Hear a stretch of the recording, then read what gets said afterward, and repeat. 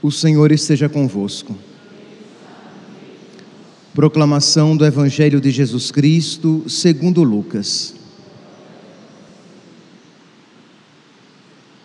Naquele tempo, o tetrarca Herodes ouviu falar de tudo o que estava acontecendo e ficou perplexo, porque alguns diziam que João Batista tinha ressuscitado dos mortos. Outros diziam que Elias tinha aparecido. Outros ainda, que um dos antigos profetas tinha ressuscitado. Então Herodes disse: eu mandei degolar João. Quem é esse homem sobre quem ouço falar estas coisas? E procurava ver Jesus. Palavra da salvação.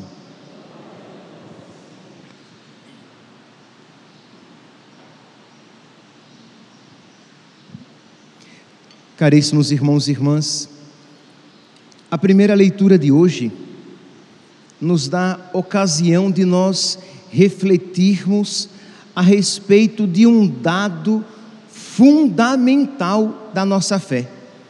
Primeira leitura retirada do livro do Eclesiastes. Quando nós começamos a ouvir, percebemos que é um livro, de imediato, um livro pesado. É uma leitura pesada, desanimadora, porque o autor começa dizendo: vaidade das vaidades, diz o Eclesiastes. Vaidade das vaidades, tudo é vaidade. Vaidade aqui, né? Compreendamos aquilo que não tem consistência, né? É aquilo que é passageiro, aquilo que não permanece.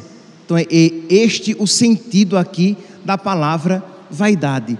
Então o Eclesiastes olha para tudo, olha para si, olha para os outros e olha para as coisas e diz: tudo é vaidade, tudo vai acabar, tudo é passageiro, nada tem consistência, tudo é vão.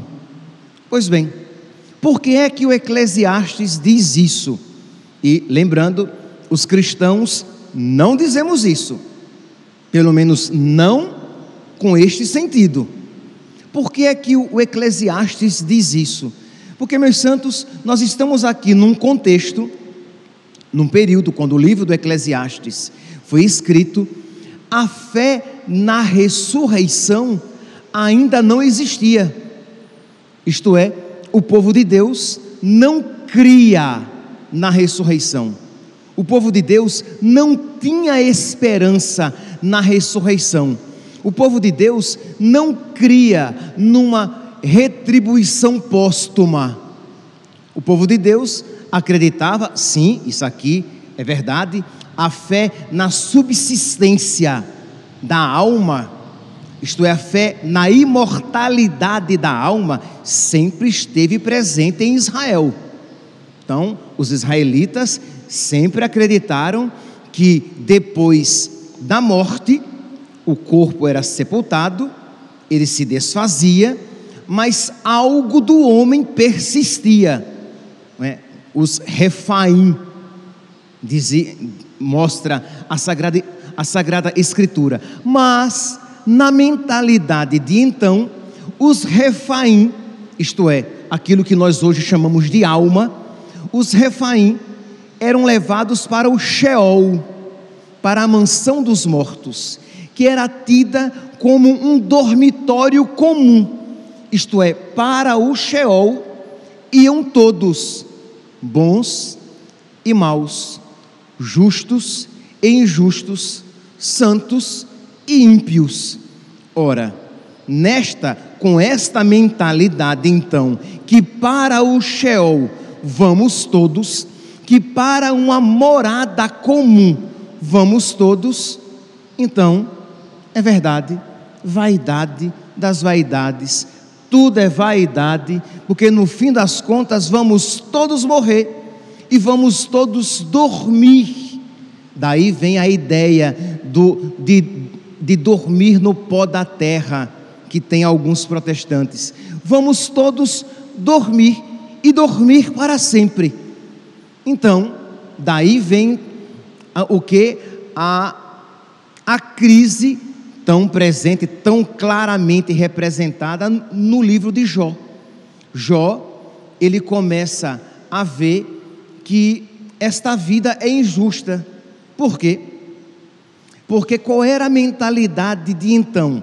Ora, Deus recompensa nesta vida as coisas boas que nós fazemos, e Deus castiga nesta vida as coisas más que nós fazemos. Lembremos-nos, esta era a mentalidade de então, não é a nossa. Nós cristãos, nós católicos, nós não cremos que necessariamente Deus castigue nesta vida os males e Deus abençoe nesta vida as coisas boas. Mas na mentalidade de então, da época, em que eles não criam, em que eles não tinham fé na ressurreição, nós só temos o aqui e agora, para ser recompensado ou para ser castigado. Então, nós estamos aqui a primeira leitura no livro do Eclesiastes, né? O mesmo livro do Eclesiastes, no capítulo 9, no versículo 2, ele vai dizer: um mesmo destino para todos, uma sorte idêntica para o justo e para o ímpio, para aquele que é bom como para aquele que é impuro, para aquele que oferece sacrifício como para o que dele se abstém. O homem bom é tratado como pecador, e o perjuro como aquele que respeita o juramento. Isto é, aquele que não cumpre os seus juramentos é tratado do mesmo jeito como aquele que não cumpre os seus juramentos. Quer dizer, o que cumpre é tratado do mesmo jeito daquele que não cumpre. Isto é, vão todos para a mesma morada, mas Deus abençoa nesta vida. Então era esta a mentalidade. Neste mundo, então, se você fizer o bem, você vai ser abençoado. Se você fizer o bem, você vai ter vida longa. Se você fizer o bem, você vai prosperar. Se você fizer o bem, você vai ter muitos filhos. Se você fizer o bem, desgraça alguma lhe acontecerá. Se você fizer o bem, você sempre será feliz neste mundo. Era esta a mentalidade da época.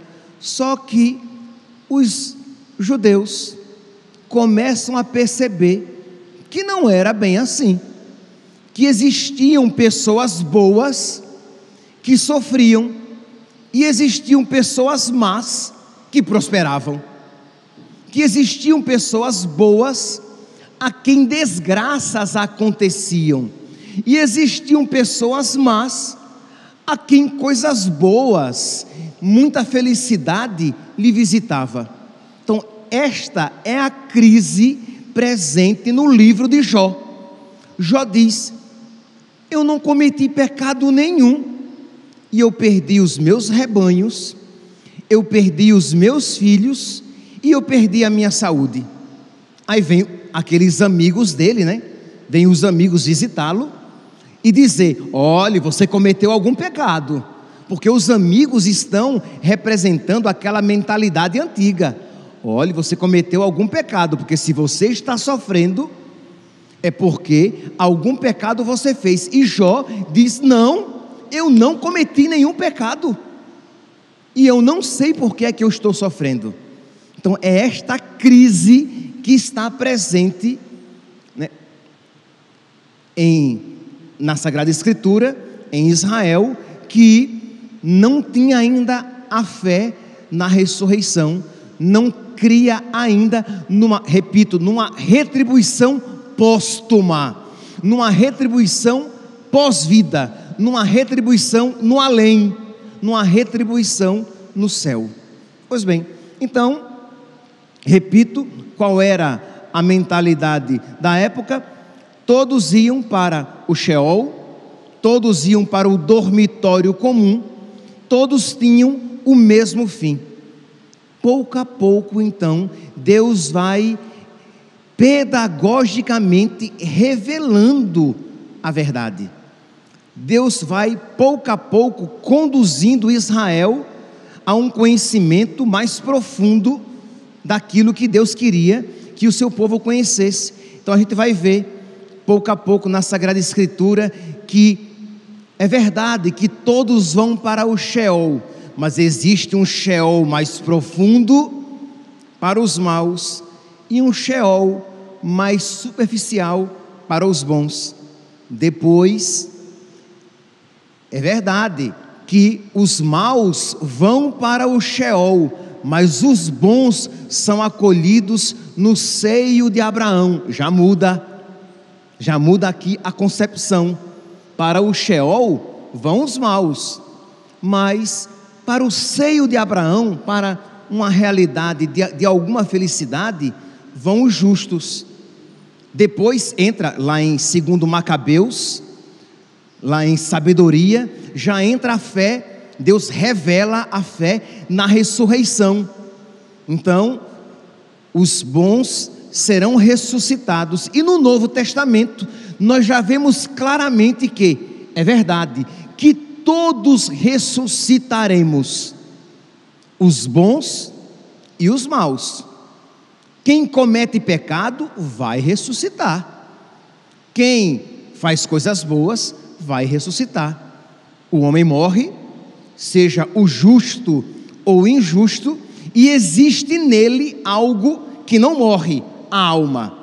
Ela continua existindo, e ali acontece o juízo particular. Aquele que está preparado para a salvação pode até ir para o purgatório para se preparar, para ter a última purificação e entrar no céu, mas está preparado para ir para o céu. O que vai para o inferno, vai para o inferno, ambos com a sua alma, tanto o que vai para o inferno, como o que vai para o céu. Então Santa Rita está no céu com a sua alma. Padre Pio, São Padre Pio, a quem nós amanhã celebraremos, está no céu com a sua alma. São José, nosso pai São José, está no céu com a sua alma. E as almas perdidas, danadas, condenadas, estão no inferno com as suas almas.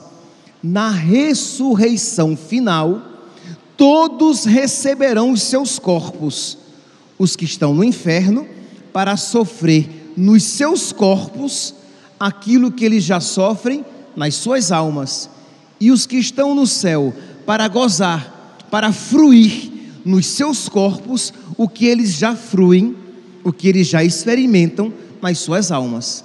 Então esta é a fé cristã, é a fé católica. Esta é a nossa fé. A única criatura que está no céu em corpo e alma, a única pessoa humana que está no céu em corpo e alma é a Virgem Maria, né? Porque é claro, Jesus não é pessoa humana, Jesus é pessoa divina.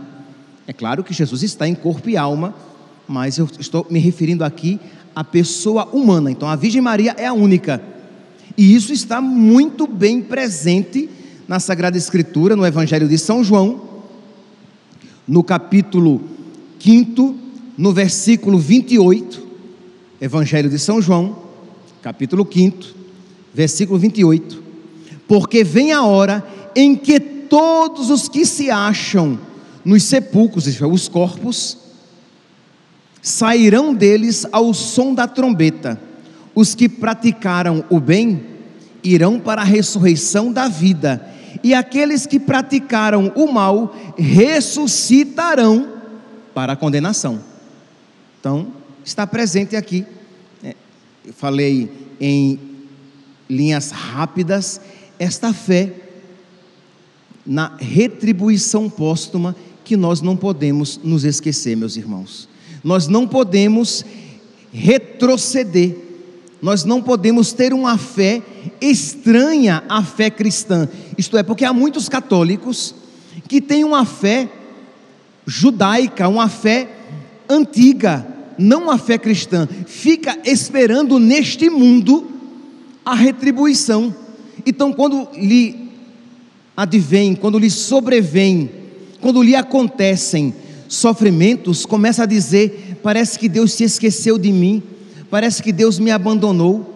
Quando a nossa fé nos ensina que se é para este mundo que nós colocamos a nossa fé em Jesus Cristo, nós somos os mais dignos de pena. Não é assim que diz a Escritura? Não é para este mundo. Então, meus irmãos, corações ao alto, nós precisamos pedir a Deus que Ele coloque no nosso coração esta sabedoria. Nós precisamos pedir a Deus que Ele coloque esta fé profunda no nosso coração, de modo que não apenas toque e ilumine o nosso intelecto, mas que toque e ilumine o nosso coração, de modo que nós nos alegremos pela grande felicidade que Deus tem reservada para nós. De modo que nós, mesmo em meio aos sofrimentos, mesmo sofrendo, porque é claro que a certeza da fé, ela não vai destruir, a certeza da retribuição póstuma não vai destruir, não vai anular a nossa experiência de sofrimento, mas vai fazer com que nós cristãos católicos soframos de uma maneira diferente. Os católicos que têm fé, os católicos sofrem, mas sofrem de uma maneira diferente. Não se desesperam, se caem, não ficam prostrados, se levantam. Por quê? Porque eles têm uma esperança viva, eles têm uma esperança forte, eles têm uma esperança imacessível, isto é, uma esperança que não fenece, que não envelhece, que não apodrece, que não se deteriora. É uma esperança sempre jovem e que nos enche de entusiasmo. É por isso que Santo Agostinho chega a dizer, de uma maneira apaixonada, que quem ama não sofre, porque se sofre, ele ama até o próprio sofrimento. Entenda, o que Santo Agostinho quer dizer, não é que quem ama a Deus, quem tem fé em Deus, não experimenta o sofrimento. O que ele quer dizer é que aquele sofrimento que ele experimenta não destrói o seu amor, antes o faz amar ainda mais. O que ele quer dizer que aquele sofrimento, não é que ele não existe, mas ele não destrói a sua fé, muito pelo contrário, o faz crer ainda mais, o faz esperar ainda mais, o faz desejar ainda mais a chegada das recompensas eternas, nos faz desejar ainda mais habitar nas moradas celestes. A casa do meu Pai tem muitas moradas, e eu irei preparar uma para vós. Então, meus irmãos, que diante desta negatividade, desse pessimismo do livro do Eclesiastes, que nós nos revistamos da fé, que diante dessa tristeza, dessa melancolia da primeira leitura de hoje, que é própria para todos aqueles que não têm fé, porque, meus santos, se a nossa existência consiste apenas no suceder de anos que nós experimentamos neste mundo, se a nossa existência se restringe apenas à cronologia, aos anos no tempo, os anos no tempo é um pleonasmo, os anos só existem no tempo, fora do tempo é a eternidade. Se a nossa existência se restringe apenas aos anos, à cronologia experimentada aqui, nós somos os mais dignos de pena. Mas, meus irmãos, vamos nos elevar, tenhamos uma fé semelhante à fé daqueles que antes de nós acreditaram, a fé de uma Santa Teresinha do Menino Jesus, a fé de um São Padre Pio, a fé de uma Santa Rita de Cássia, a fé de uma Santa Catarina de Sena, a fé de um Santo Atanásio, a fé de um Santo Antônio, a fé dos nossos santos de devoção, de modo que, quando nós rezarmos o salmo de hoje, que nós o rezemos com todo o nosso coração, principalmente esse versículo 12, eu gosto dele, e eu gosto de, às vezes, em algum momento do dia, repetir, pedindo a Deus esta graça. É o Salmo 89 ou 90, de acordo com a tradução bíblica, versículo 12: ensinai-nos a contar os nossos dias e dai ao nosso coração sabedoria. Contar os dias, meus santos, significa que nós saibamos que o que são 80 anos comparados à eternidade? Um sopro. O que são 90, 100 anos? Nossa, gente, tá bom, vou ser otimista. Aqui nesta assembleia, 2 ou 3 pessoas, se muito, chegarão aos 100. O resto morre antes, né? O resto morrerá antes, não tenha dúvida. Mas tá bom, uns 3 aqui chegarão aos 100. A maioria morreremos antes. Até me incluo. A maioria morreremos antes. Então, meu Deus, ensinai-me a contar os meus dias. Ensinai-nos a contar os nossos dias. São curtos, são passageiros. O tempo passa, a figura deste mundo passa, mas isso, ao contrário de nos fazer mergulhar no pessimismo, que você vai dizer, mas padre, mas o senhor está dizendo a mesma coisa que o Eclesiastes, isto é, tudo é vaidade. Não, eu estou dizendo materialmente, eu estou repetindo as mesmas palavras. A figura deste mundo passa, isto é, tudo aqui é fugaz, tudo é vaidade. Só que quem diz isso, diz a partir da fé.